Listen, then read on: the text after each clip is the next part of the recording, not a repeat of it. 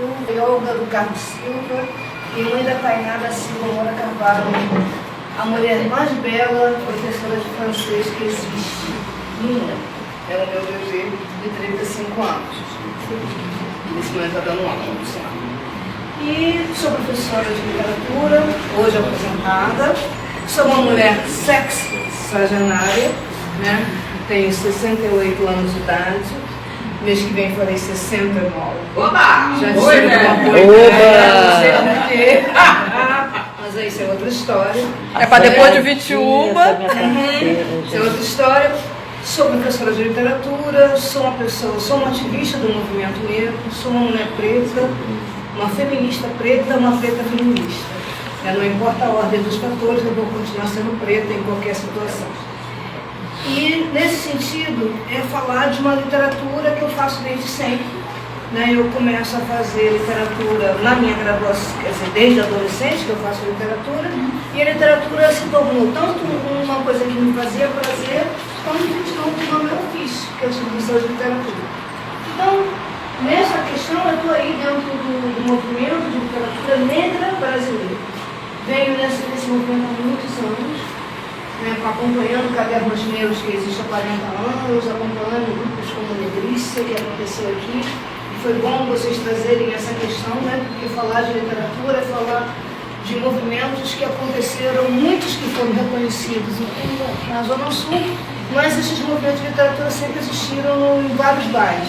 Então, Negrícia era um movimento que estava acontecendo no centro da cidade, no Rio de Janeiro, no subúrbio, dentro do Beira, em Madureira. Foi fundado por Semog, Conceição Evaristo, Deleite Acari, muita gente que hoje são conhecidos e estão fazendo literatura esse tempo todo.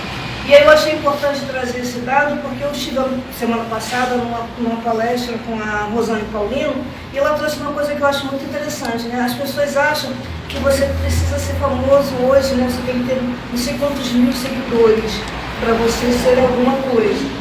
E a literatura, como qualquer arte, ela exige da gente muito investimento, muito cuidado. E esse cuidado de fazer da palavra o seu ofício, de fazer da palavra o seu investimento, é uma coisa que vem de muito tempo.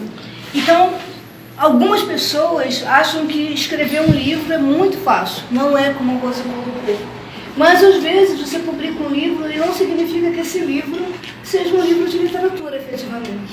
Porque para ele ser literatura, ele precisa ser lido e precisa ter a escuta do leitor. E essa escuta do leitor é uma construção. Então tem muitas obras literárias, e aí vou citar um exemplo que vai incomodar muita gente, que durante muito tempo foi lido como referência, para se entender enquanto alguém que lê, alguém que é capaz de ler. Por exemplo, quem não lê o Monteiro Lobato não conhece a literatura. E no meu entendimento, quem lê Monteiro Lobato e não faz uma leitura crítica de Monteiro Lobato não conhece a literatura. Quem lê Aloysio de Azevedo e não faz uma leitura crítica do que é obra de literatura não conhece a literatura. Dizer que o curtíssimo, uma grande obra literária, é não saber do que está se falando no meu entendimento. Não reconhecer meu corpo, minha história, minha identidade. O que o cortiço traz? Enquanto referência aos corpos negros e à história do processo da inserção dessas pessoas. Quem fala de uma literatura e fala dos corpos das mulheres como se as mulheres não tivessem autoria, desses corpos não conhece literatura. Então vai ler Gabriela Canella e vai achar que ali tem uma mulher maravilhosa e não vai ver que tem uma perspectiva de objetificação desse corpo. Então é importante perceber que mesmo aqueles autores que estão no cânone, os consagrados, não nos acolhem, não nos reconhecem e estão publicados. Tem 350 quantos autores, tem não sei quantas publicações, então em todos os espaços. E aí eu, como professora de literatura, e hoje eu brinco, já que eu sou uma doutora, academicamente, com título e tudo. Cheia de DR. Cheia de DR, eu vou dizer assim, hoje eu posso dizer, isso não é para mim uma obra literária que diz de quem é a minha sociedade, quem é meu povo. É preciso que a gente pare e olhe e perceba de quem a gente quer falar. Quando eu me nomeio como uma mulher negra, como uma mulher cis, que hoje eu me coloco nesse lugar, aprendi, a me dizer enquanto uma mulher cis, aprendi com a minha filha, que não é uma mulher cis. Então, assim, dizer isso é dizer o seguinte, perceber, a gente começou a conversar sobre isso, né, como professora, olhar no corpo de uma criança que eu digo, um adolescente, de um menino, e ele vai trazer tantas perspectivas identitárias de gênero e perceber como que é bom dialogar com isso. E essa identidade de gênero, ela não vai surgir aos 30, 40 anos, ela se constitui cotidianamente. É olhar esse corpo, permitir que esse corpo seja, sabe? Isso é um aprendizado. E aí eu estou muito feliz por estar com 68 anos de idade e aprendendo muita coisa. Ainda tem muitas práticas preconceituosas, em alguns momentos posso ser homofóbica, posso ser machista, sabe? Em alguns momentos porque eu fui constituída numa sociedade que me colocou esse dado como referência. Mas eu não acredito mais numa sociedade binária, eu não acredito mais que o mundo é definido apenas pela genitália dos nossos corpos. Isso aí eu já não aprendi a não acreditar mais. E aí aprendi a construir outras perspectivas estéticas. E eu acho que essa é a provocação que eu quero trazer no meu texto literário. E é preciso que a gente traga na nossa relação com os nossos filhos, com os nossos netos, no cotidiano. Para que a gente realmente tenha uma sociedade cada vez mais afetiva, acolhedora, respeitosa, diversa, plural. Sabe? E aí eu possa ser entendida enquanto uma pessoa idosa que sou, sabe? Capaz de viver a minha sexualidade com plenitude, viver o meu corpo com felicidade. Porque se eu não consigo ver no corpo do outro a possibilidade de ser feliz, ele não vai me deixar ser feliz. Ele vai me colocar naqueles ícones que estão colocados lá da velhinha, que é a velhinha com bengala. Aquilo sempre me incomodou. E cada dia mais eu percebo por que me incomoda. Porque eu não sou aquela velhinha com bengala. Sou uma velhinha sim, mas não sou a velhinha com bengala. E aí, né? Porque sou uma velhinha, não tenho dúvida disso, mas não sou a velhinha com bengala. Eu protesto. Você não é uma velhinha. Ah, então tá.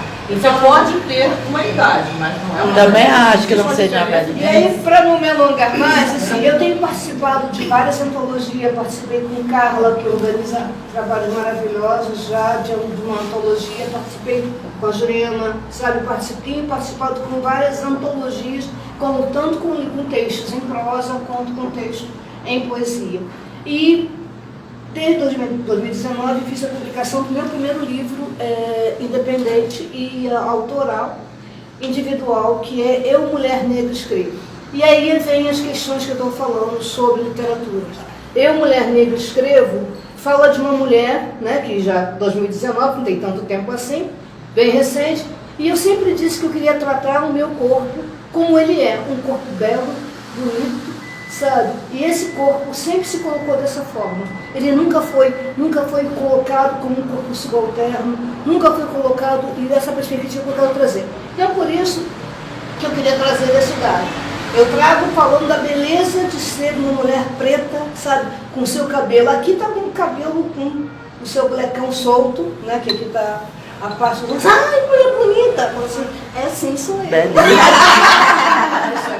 Isso aqui não.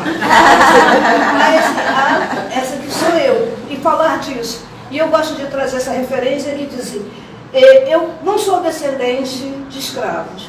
Eu descendo de seres humanos que foram escravizados. É Makota Valdivia que diz isso, uma pensadora fantástica, que agora já é uma ancestral, mas que eu acho que é importante ter como referência para entender esse lugar. Esse aqui foi o meu primeiro livro. Nesse livro estão poemas que são desde a minha adolescência, que olha para muito tempo isso, gente, é lá do século XX, a gente está no século XXI. Então, essa poesia, então esses poemas aqui não têm título e não estão datados, propositalmente. Porque eu percebo que o nosso corpo é muito tempo para a gente, é outra coisa que a gente tem que começar. Eu tenho uma vontade muito grande da filosofia por isso, pensar o tempo. Eu acho que a gente se prende muito a um tempo linear e o tempo não existe, nem existe. O tempo ele tem uma dinâmica que é maravilhosa, né? E é isso, tem me fascinado muito essa relação com o tempo, né? Falar da circularidade. Depois eu agora, publiquei o ano passado, não fiz um lançamento, mas aí já estou fazendo outro lançamento, que é Trilhando Pertenças com a Família Silva. Nesse texto tem poesias, tem contos, tem uma provocação, que tem a apresentação, o texto de agradecimento da minha tese de doutorado, Quer dizer, tem uma mistura de várias questões aqui. Eu sou a doutora, sou a pesquisadora, sou a professora, já desfilei de baiana na escola de samba de Vila Isabel, adoro dançar, então eu sou tudo isso, sabe? E aí eu estou começando a aprender a lidar com esse corpo que sou eu, né? Essa pessoa. Então aqui, Trilhando Pertenças, eu também faço uma outra provocação, que é a seguinte: dizem que as pessoas negras não têm registro fotográfico da sua família. Dizem que a gente não sabe de onde a gente veio, que nós não sabemos quem são os nossos avós, nada disso. E aqui, propositalmente, eu trago fotografias que são dos meus avós, tanto paternos quanto maternos, e que trazem exatamente isso. Perceber que há muita mentira, ou inverdades, né, como as pessoas gostam de dizer, não verdade, que falam das nossas histórias. E uma das histórias que eu acho que é importante dizer é que nós temos registros, nós temos fotografias. Eu tenho um álbum de fotografia com fotografias que datam de 1920 até antes disso, que a minha avó é de 1901. Então, tem fotografias dessa época. Então, é importante que a gente perceba o seguinte: o que nos colocam, né? o que dizem de nós, e quem nós somos, precisa ser tratado o tempo todo. Então, aqui, nesse texto, eu faço uma homenagem à minha avó, Belmira, até um poema que eu li no sarau passado aqui, e faço uma homenagem também aos meus pais. Né? Meus pais, a José Maria da Silva e Álvaro do Carmuci. Eu queria mostrar essa foto. Essa foto aqui, ela deve ser mais ou menos de 1935, 37, por aí. É meu avô, né? Aí por causa do tempo, não sei quem é, mas eu acredito que seja uma prima. E aqui a criança é a minha tia caçula, por parte de pai, e é o dia do batizado. E aí outra coisa que a gente pode falar, o porquê do batizado e o porquê do registro. Porque não se tinha dinheiro para fazer registro em cartórios civis. Agora, na igreja podia fazer o registro. Então, o batistério acabou sendo um documento, sabe, aonde você tem referência. E aonde a gente pode encontrar muito das nossas histórias, dos nossos ancestrais, é nas igrejas. Sabe, tanto registro de nascimento quanto de falecimento. Sabe, quanto de sepultamento. A gente vai saber quem são os nossos avós, quem são os nossos tios, quem somos nós. Sabe, porque era uma forma, porque não tinha dinheiro para pagar o cartório, mas ia na igreja e conseguia fazer esse registro. Então esse livro aqui, Trilhando Pertenças, é uma homenagem, né? Por que Trilhando Pertenças? O trilho do trem, o trilho faz uma parte, tanto por parte de pai quanto por parte de mãe. Meus avós eram ferroviários. Sabe, então eu morei durante muito tempo em Madureira, não sei se alguém aqui conhece, na Vila Magno, que era do lado, que é a linha de Magno, que agora é a estação Mercador de Madureira, mudou de nome, mas era ali a estação de Magno. A estação de Magno era onde meus pais se conheceram e se ficaram namorados e casaram, e a minha mãe conseguiu bater no peito e dizer que ela casou virgem, que ela teve um único homem na vida dela. Mas tadinha, né? Mas aí a história dela, ela não tem outras histórias. Minha mãe, eu sou mulher de um homem só. Ela dizia isso. Infelizmente, esse homem partiu muito cedo. Meu pai morreu com 43 anos num acidente de carro.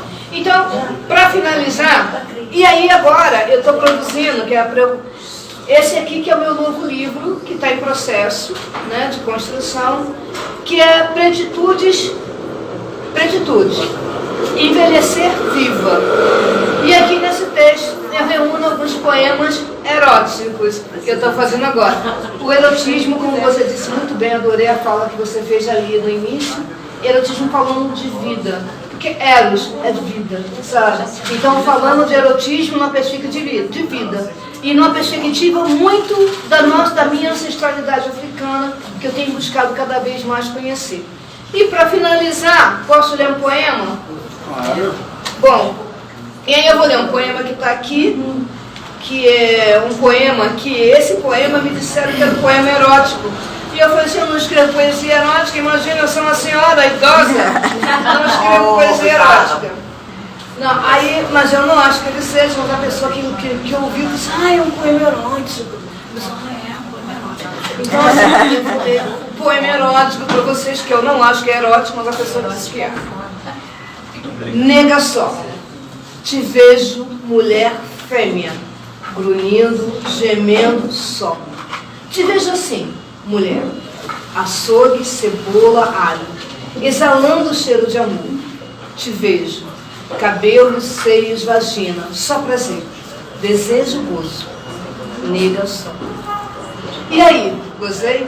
Bom, foi legal pra mim. Vem, não vem. Lindo assim, me adiciona, deleto ontem. Vem, nem, não vem. Não vem, vem, não vem. Não é um poema erótico. Em algum momento você falou, eu aprendi sobre as novas formas de sexualidade, de se dizer. Aí você falou uma palavra que pra mim, eu acho que pra todo mundo é importante. Eu aprendi. Como que você aprendeu? Eu aprendi escutando, sabe? Porque, por exemplo, uma vez em sala de aula com minha filha, né? Minha filha é uma mulher que hoje se identifica como uma mulher bissexual. E aí eu digo que ela é uma bissexual não praticante, mas isso é uma piada nossa. É outra história. Está numa foto aqui. Uma piada nossa. Porque a minha filha, mesmo os homens que a minha filha se interessa, são os homens. Quer dizer, eles têm pênis. Mas, sabe, fisicamente, para você lembrar que é um homem é uma outra coisa, sabe? Então, é uma outra questão. Aí eu fico sacaneando ela que ela, esteticamente, ela está colocada no lugar. Mas isso é uma piada entre eu e minha filha. E aí, por que eu aprendo isso? Porque, na verdade, assim, é muito cruel, né, como os nossos corpos são retratados. E, particularmente, eu percebo nos corpos das pessoas que se dizem adultas e se dizem detetoras de conhecimento. Porque o que eu aprendi? Eu aprendi isso com um adolescente. O adolescente, eles vivem algumas opressões que são muito perversas. Então, ser adolescente não é fácil. E é o adolescente que vai me ensinar que eu sou uma mulher cis. E é os alunos adolescentes, algum adolescente mesmo. Porque eles estão vivendo, sabe, várias questões. E aí eu vou aprendendo como é que ele vai, numa apresentação, numa dinâmica de apresentação. Daí eu pedi para os alunos se apresentarem. E aí o aluno se apresentou, ele se apresentou como um homem trans, sabe, não binário. Eu quase que falei assim, meu filho, dá para abrir o glossário e explicar melhor, porque era muita informação para a senhora. Um grupo era a bendita turma que ninguém quer, a turma de primeiro ano do ensino médio, sabe? E aí assim, uma turma de que eles são muito isso, muito aquilo outro. E aí eu percebi com eles, que alguns eram moradores da Formiga, do Estácio, né, de alguns lugares. E aí eu percebi, quer dizer, é preciso que a gente aprenda a ouvir.